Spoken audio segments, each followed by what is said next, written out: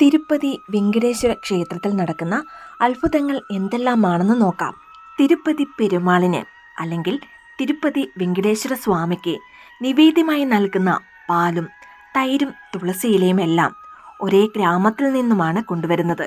ഇനി രണ്ടാമത്തെ അത്ഭുതം എന്താണെന്നാൽ തിരുപ്പതി വെങ്കടേശ്വര സ്വാമിയുടെ വിഗ്രഹത്തിനടുത്ത് സ്ഥിതി ചെയ്യുന്ന ഭിത്തിയിൽ നമ്മുടെ കാതുവെച്ച് നമ്മളൊന്ന് ശ്രദ്ധിച്ചാൽ കടൽ തിരമാലകളുടെ ഓളങ്ങൾ കേൾക്കുവാൻ സാധിക്കുന്നതാണ്. ഇനി മൂന്നാമതായി വെങ്കടേശ്വര സ്വാമിയുടെ തലമുടി യഥാർത്ഥ മുടി പോലെ തന്നെ വളരെ സ്വാഭാവികമായാണ് കാണപ്പെടുന്നത്.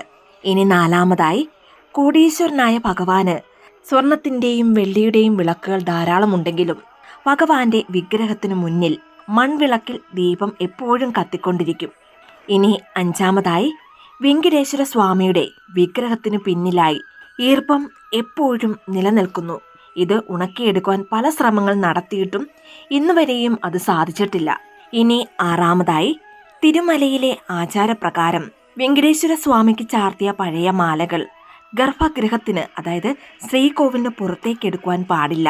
അതിനാൽ ഈ പഴയ മാലകൾ വിഗ്രഹത്തിനു പിന്നിലുള്ള നീരുറവയിൽ ഉപേക്ഷിക്കുന്നു. ഈ നീരുറവ തിരുപ്പതിയിൽ നിന്ന് 20 കിലോമീറ്റർ അകലെയുള്ള വേർപാട് എന്ന സ്ഥലത്ത് കെട്ടിക്കിടക്കുന്നതായും കാണാം.